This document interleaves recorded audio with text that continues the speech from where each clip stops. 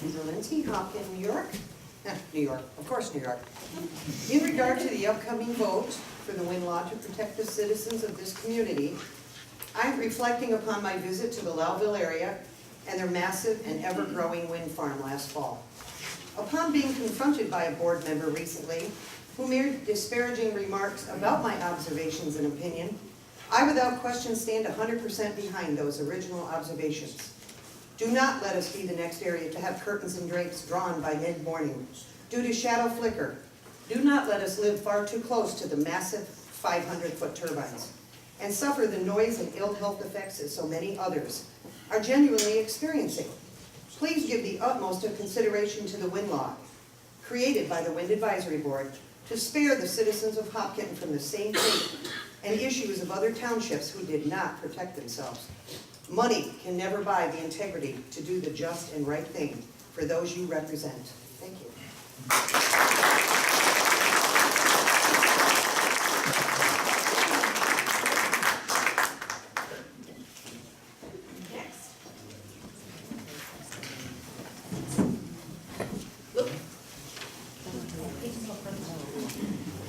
Oh, I didn't see his hand, sorry.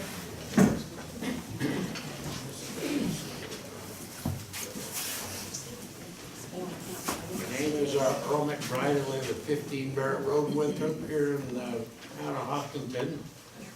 First of all, I've been a contractor for 50 years, and I've been around a lot of big cities, airports, train units where there's a lot of noise, big highways, freeways in LA. And let me tell you, you can get used to any noise in 3 weeks. I live by LAX, 3 blocks away, and it didn't bother me after a month. Secondly, I don't believe in this detrimental sound wave that's everybody's coming up with, because if there was such a thing, the Eisenhower Dam and all the dams up here with getting everybody sick, and that's not happening. We have no reports over the huge turbines that they have. And I would like to say that I don't think an incentive is a bribe. An incentive, I've been around projects in several large cities out in California, and the large corporations would give incentives like building roads and everything for around their main projects as an incentive, not a bribe, and to let the town people vote on it. So I don't consider paying 75% of your electric bill a bribe. I think it's an incentive. That's all I'd like to say.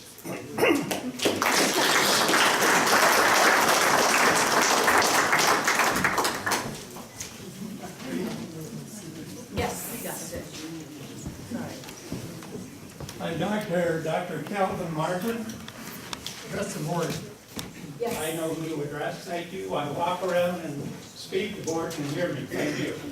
Now, we need you to face us, please.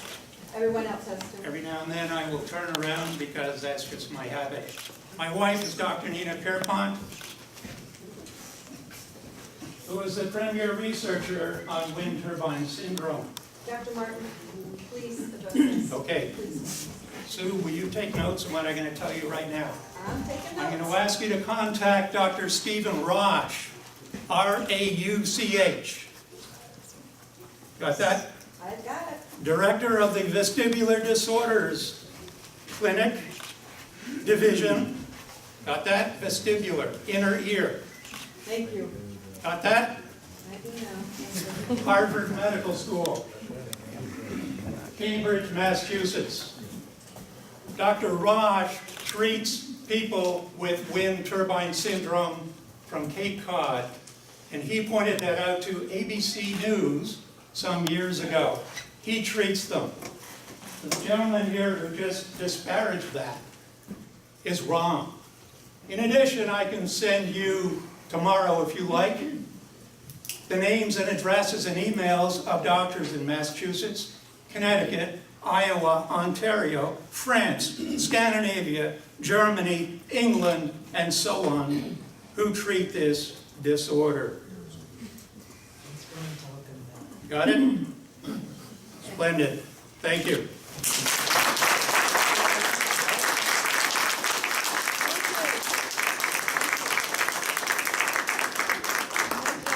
No gestures needed back there, thanks.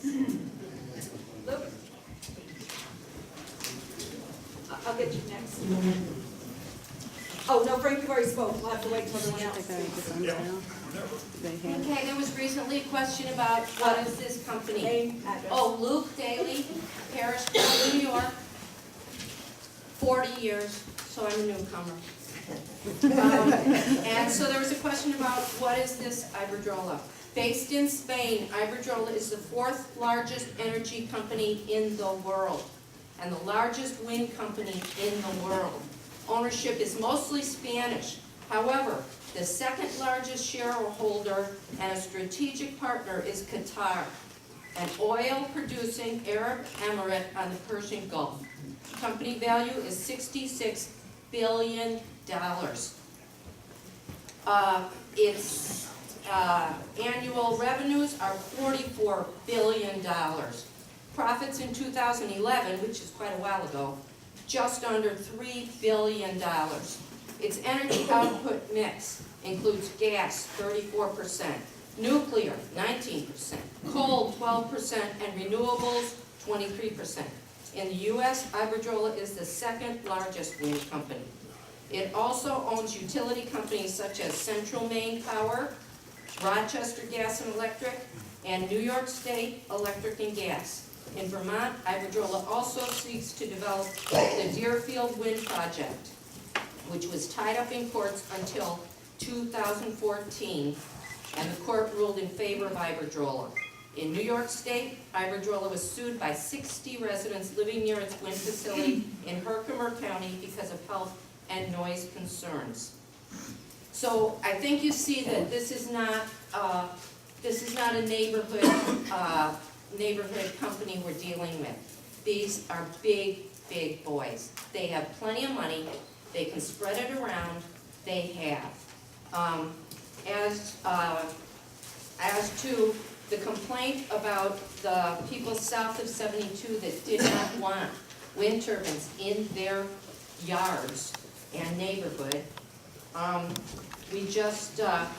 was one of the people circulating the petition, and there are only 9 people who have signed and recorded leases in that area.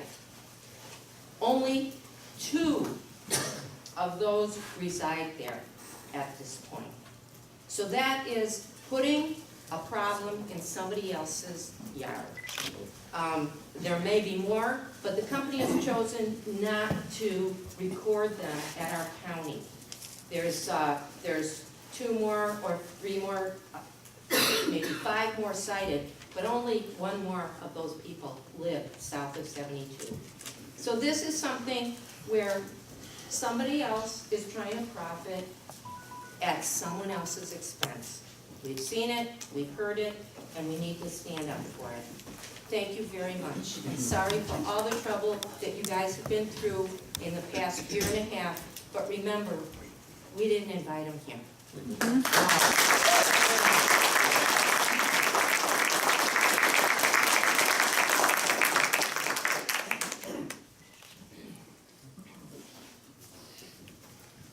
Yes. Hi, my name's Forrest Gillen, Harrisville, Hopkinton, town line. I want to say that I moved here about 7 years ago. I fell in love with the beauty of the Adirondacks. If I knew then the turbines planned, I would not have settled here. I foresee others not settling and moving away. The town fails to make laws that protect its residents. Businesses could leave too. It means the loss of tax dollars to the town. Land values will also drop. There's a very high chance that the town won't see the financial benefits that the wind company promises. Many of the residents won't live long enough to get to 30 years of so said payments. Also, the wind company probably won't see it through, backing out when it's not profitable for them. Don't be blindsided by the wind turbine corporation, an economic structure of the world such as the industrial wind corporation compete with each other for more. Their only blind aim is profit. They pursue that aim with absolute ruthlessness. People, animals, nature, even their own employees are no more than digits on a balance sheet. Lifeless objects to be used and discarded. As long as you don't recognize and as long as you remain unconscious to the truth, you will believe in what the Wind Turbine Corporation says. Wake up, people. See the bribes, hear the truth, research, find out the facts before it's too late. It's our duty to protect our citizens, animals, nature from these ruthless corporations.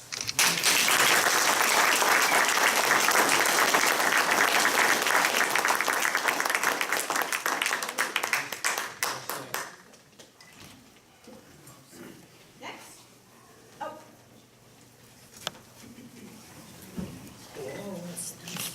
That's Frank. Frank, you have to wait till everyone else speaks once. Please. Jeff. Jeff Snell, resident of Hopkinton, who on State Route 72 inside the wind overlay zone. I just want to thank the Wind Advisory Board and our town board members that are supporting this law. There's been some reference that the company will pull out. That's not your responsibility if they pull out. They decided to pull out of Parrishville. So that is all in their ballpark. If they don't have enough land to build these turbines, then so be it. You're respectfully protecting your citizens, which is what you've been voted in for. Thank you.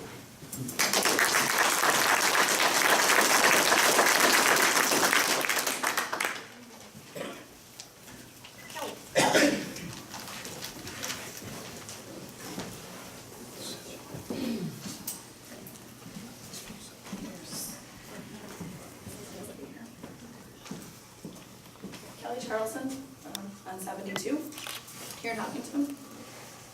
You appointed a wind advisory committee to do a job. Please allow them to do that job. They spent hours and hours in meetings, research, and in compromising. So what the law that you have before you, before the town, is already a compromise. The wind company has already had quite a bit of say in this. What some of you may not know, because not all of the board members went to the Parrishville meetings, is as the Parrishville Planning Board was done each draft, that was given to the wind company. Their input was then added to their changes. Parrishville's Parrishville's Planning Board and the Hopkinton Wind Advisory Committee shared back and forth to make their laws look very similar in wording. When I asked the Wind Advisory Committee here, and when I asked the Parrishville Planning Board, whose idea was it to change and put in how the sound is measured, the towers that were supposed to be up, no one could answer. That was only put in after one of the drafts from Parrishville was sent to the wind company, and it was suggested, and then it was put in. So the wind company has already had input into the law before us. Do not allow them to bully you into making further changes that favor them and do not protect the citizens. The law is not a restrictive law. It is a start, and I emphasize start, at doing its intended job, which is the job that you all have, to protect the welfare, safety, and well-being of the residents. So the setbacks that are there are not necessarily the best setbacks to protect us, but it's certainly better than what we have. It is a start. So please pass the wind law as it is written from the Wind Advisory Board, and pass the overlay they presented you. As you know, the wind company has also had quite a say in this. When our Wind Advisory Board was discussing and doing research on whether what parts should be included, the wind company had a say in taking part of that here around Fort Jackson area out. So they've already had a say. So again, do not let them bully you into making further changes. Please do the right thing, protect the health, safety, and welfare of the residents and majority that have spoken to you. Thank you.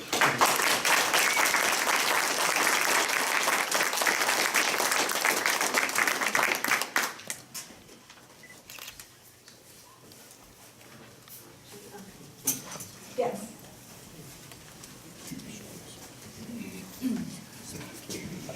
My name is Margaret Town. I live on 49 in Hopkinton. First, I would like to thank the board for taking the advice of the Wind Advisory Board and coming to an agreement on a proposed wind law that is fair and protective. As a small town, we're not prepared to fight the big money grabbing company that has invaded our town, but we will continue to try, and the law is the next step.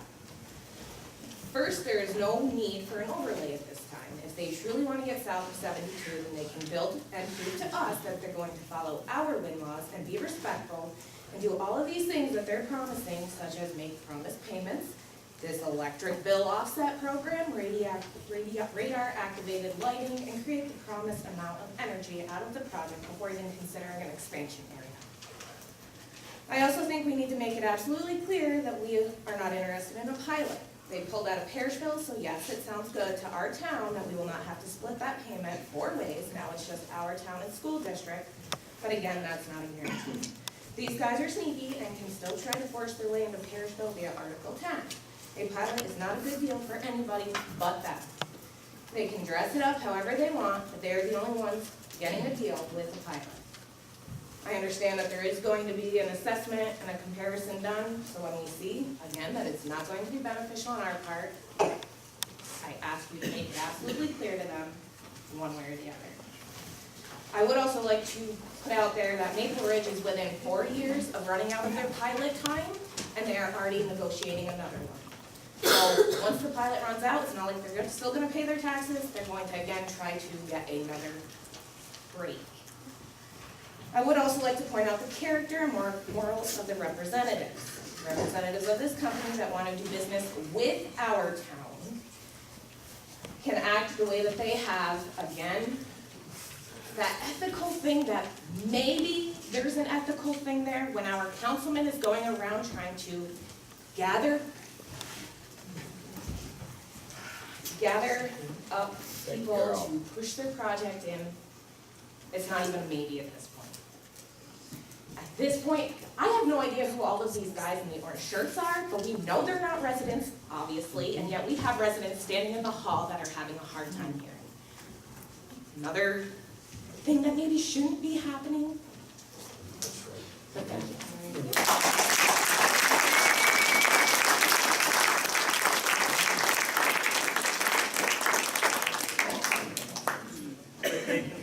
Town of Hopkinton. Since we're on to ethics, this is a letter that is from, let me just make sure it was Bruce Russell. I believe you all have this email already.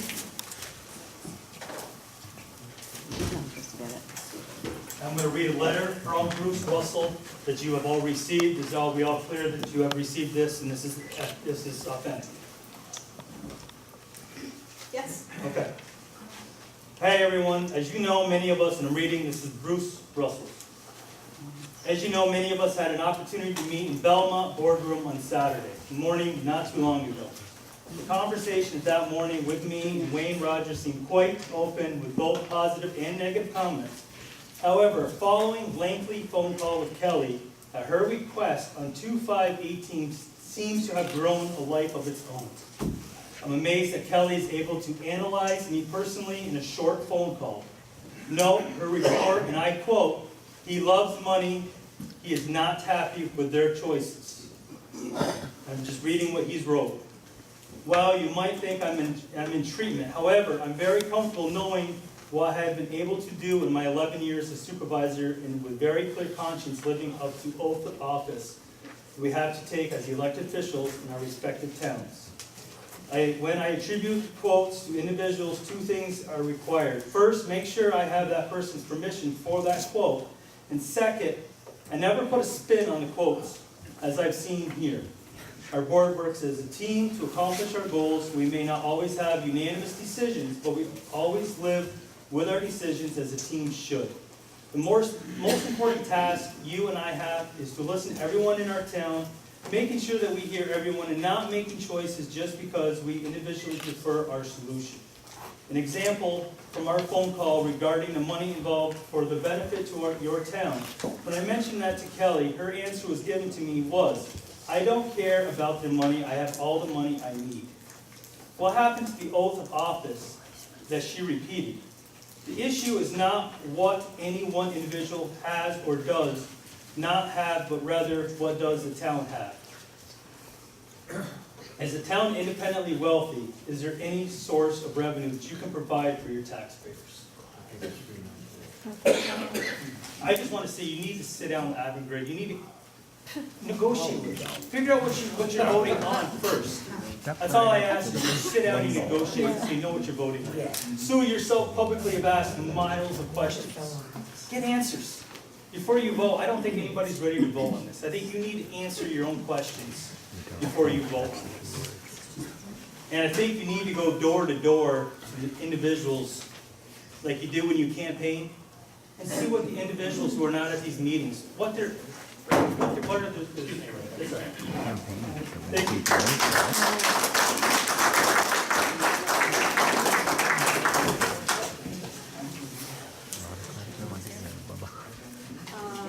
Yes, that's right, I heard you before. John Mahoney, Hopkinton. That's something there my wife wrote. The following words were written by a Hopkinton resident. A little louder? That might not be easy. The following words were written by a Hopkinton resident off in the chapel someplace making high-pitched noise, unable to attend this meeting. It is her belief that I am going to read this. Thank you to the Hopkinton Wind Advisory Board and to the Hopkinton Town Board for supporting this proposed wind law. It is, I feel, quite a tenuous and compromised law. However, it is better than nothing. Years ago, as a young violinist, I was accepted into an orchestra and realized I did not have to practice in order to get by. So I did not try, not even at the concert performance. When the audience clapped vigorously for all of us, I was suddenly shamed. At that moment, I did not deserve applause. From that point in time, forevermore, I try my best, not at the laundry, not at cooking, but anything that involves